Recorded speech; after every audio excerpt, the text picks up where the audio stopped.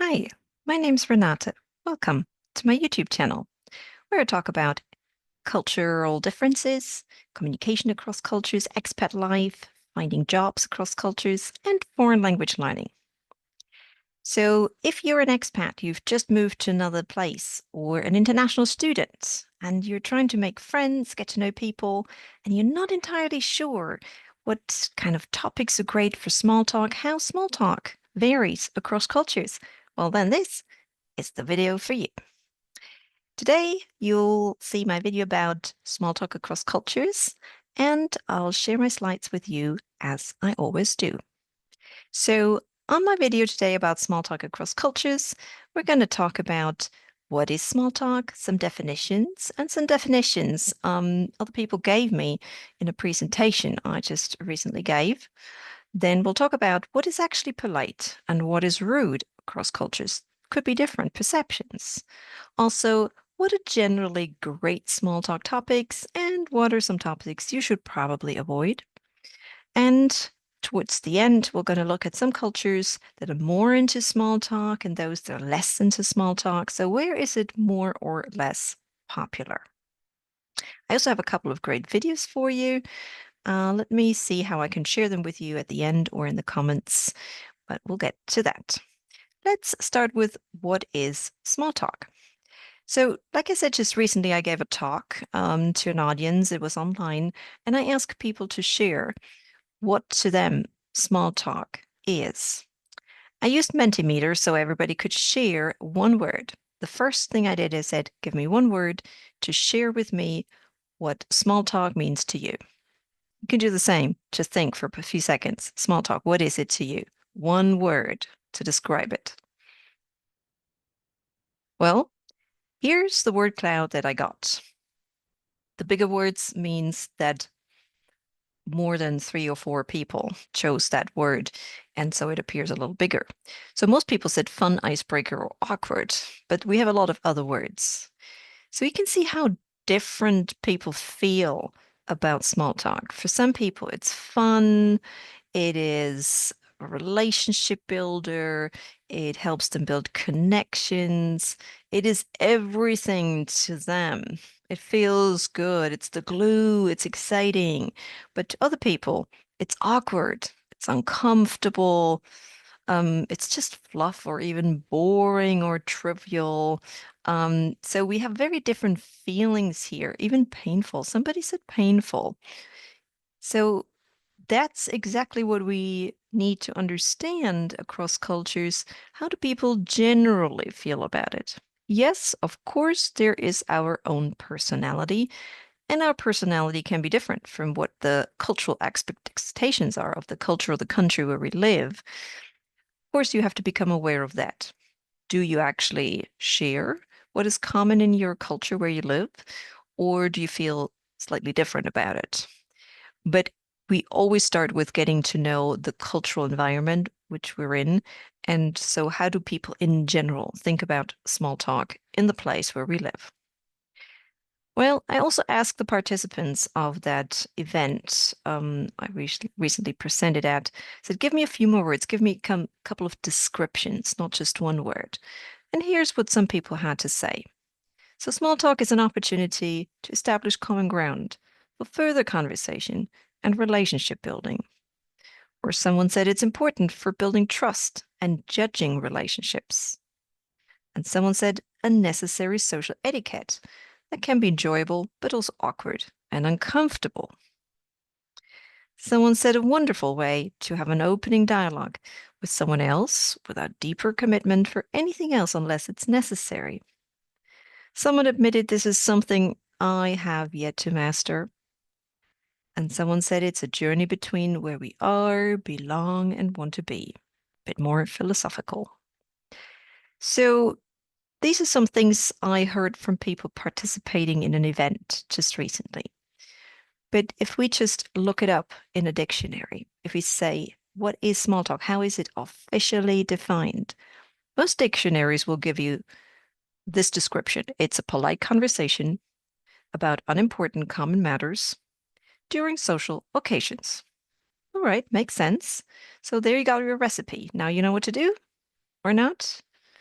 Well, it has to do with the fact that across cultures, we cannot always be sure what exactly is polite, what is unimportant, and what do people usually consider as something common. What's a common matter? The weather? Yeah, should work everywhere, I guess.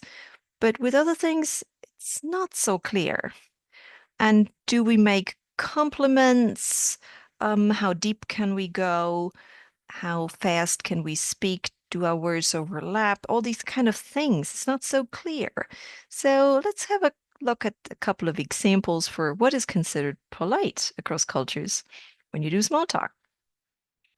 So let's say you meet somebody and you say, "You have put on weight." Is that polite? Depending on where you are, you might say, "Oh no, you can never ever say that. How rude." But maybe somebody from China is watching, or you've been there and you know that sometimes you may hear that. It's a bit old-fashioned, I was told by someone, because it might be a slightly incorrect translation from "you have grown prosperous," meaning you're doing well. Everything's going well for you. That's what kind of "you put on weight" means. But you would get away with this as being polite, whereas in the US, this would be completely rude, and many other places. However, if you congratulate somebody on their weight loss, that may be considered polite. Well, we do not really like talking about people's physical features in the US, but if I had the choice between "you've put on weight" and "you lost weight," oh, I would most definitely want to say "you lost weight," and I would always assume that's more positive than "you put on weight." Here's another example. Let's say you give a presentation and somebody says, "Oh, your presentation was stunning. Absolutely amazing." So, what would be a polite response if you're having a bit of small talk with that person after you gave your presentation? How would you react? Just say thank you or something else? Well, let's take France as an example, or many other cultures where this would be perfectly polite. "Thank you very much. That's very kind of you to say. I appreciate it." Super polite. You thank the person, you you smile, you own it. They made you a nice compliment. What's wrong with saying thank you? Well, can you think of a culture where this would not be polite? For example, in Japan, that would be rude or at least presumptuous. Because instead you should be humble. So people would expect you to say something like, "Oh, that's too much honor for an insignificant presentation. The other speakers were much better." Now, there it is understood as polite and humble and what is normal during small talk. Whereas in other cultures, they would think, "Why aren't you proud of your achievements? Your presentation was really stunning. It was amazing, you know? Why don't you own it?" But being proud of yourself and self-promotion is not considered polite everywhere. One more example. So, what about taking turns? Like, how long do you wait until you respond? Or can your words even overlap? Is that polite when the words overlap? When there's not a single gap, there's not a second of silence between the speakers? Is that polite or rude? For example, in Italy, that's polite. Fast-paced, turn-taking, overlapping words, it shows interest. People are being engaged. It's fantastic when you do that. If you don't, you seem bored, not interested, not engaged. However, if you try that in Finland, that's considered rude, inconsiderate, or even selfish, where people kind of prefer taking a bit more time, letting one speaker finish, a little bit of break, time for reflecting, processing what was said, and then responding. A very different approach.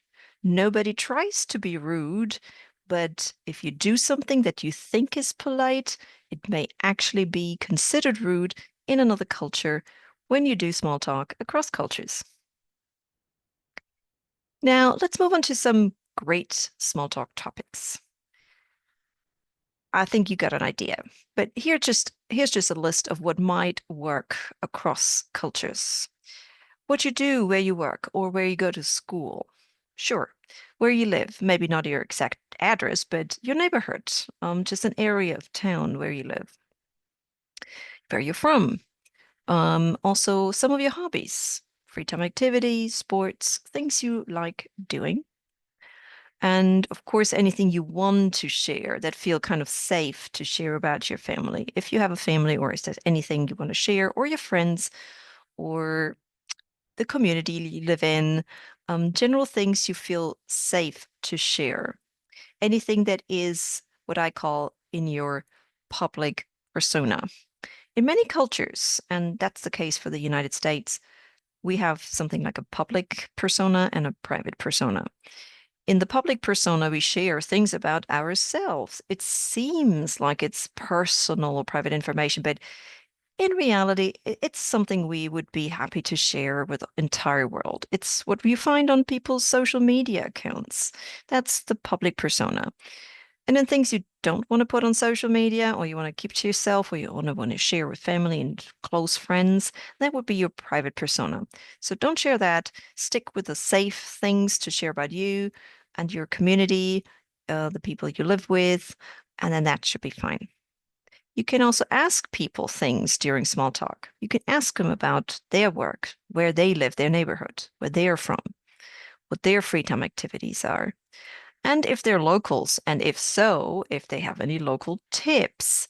This is actually the best small talk topic, apart from the weather. And this conversation is not going to last long, so you have to move on to something else. But local tips and recommendations, because they've lived there much longer than you have, these make for great small talk topics and something you can safely ask about. Now, what should you be careful about? Topics to avoid. You should definitely not share, and I think that goes without saying. You're expecting this, right? So do not share your political view, your religious or sexual orientation, maybe something how much you earn. These are things you most definitely shouldn't share. Also, personal details, the private persona. Share what's in your public persona, but not what's in your private persona. Too personal details, that's not good. Wait and see how it goes. And pet peeves and grievances. So if there's something you don't like, is it something that really drives you mad, something you disagree with, and you think the deep debate about something that is currently going wrong or that is an eyesore in the city that doesn't work, if you think that makes for a great conversation topic, don't. It may work in some cultures where people are deeply in love with deep debates, also about controversial topics. But in many cultures, people are not, and small talk is supposed to stay on the surface. So observe what people usually talk about, go with the flow. But for the first couple of times you're having small talk with strangers or somebody new you meet for the first time, stay away from your pet peeves and grievances. And what should you not ask about? Well, basically everything on the left. And in addition to that, maybe not exactly about people's marital status of kids. I mean, if you're married and you have kids, you can share that. But it's always a bit more sensitive to ask about it.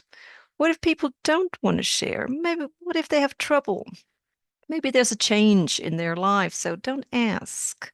Share, but don't ask. Also, other people's opinion on uncommon or controversial topics.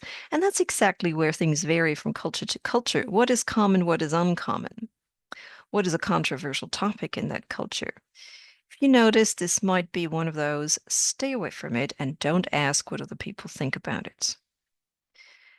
Of course, physical attributes and age, stay away from that. Don't ask people how old they are or how tall they are or these type of things. Don't that's too personal for many cultures, so stay away from that. And also avoid anything that could be upsetting for the other person. So if you get started on a topic, you realize the other person doesn't respond well to it, move on to a new topic, don't dig deeper. That's not for small talk. So overall, how much small talk do we need in each country or culture? So, what's the popularity across cultures? This comes from the great book When Cultures Collide, a classic by Richard D. Lewis. And on page 127 of that book, we can find this chart. It's about meetings, but it nicely indicates how much small talk people feel they need before getting started with a meeting. And that gives kind of an indicator which country or which culture needs more small talk than others, because this also translates into private life. So for Germany, we just find formal introduction. Same for Finland and the US. Well, maybe we do a bit more than just a formal introduction. In the US, what it says here, cup of coffee, wisecrack, begin, maybe a bit more, but not a lot. The word small talk actually appears the first time here for the UK, where people feel they need at least 10 minutes of small talk before they get down to business. For France, it's already 15 minutes. For Japan, it's 15 to 20 minutes. And for Spain and Italy, it's a whopping 20 to 30 minutes before the meeting starts. Well, this is just one of the sources. I'm an intercultural trainer and a language teacher, and I've lived and worked in different countries around the world, and my clients come from all over the world, from very different walks of life and different cultural areas. And everything that I've read and I've heard and I've experienced myself, I've tried to put together, like in which countries is small talk more popular than in others.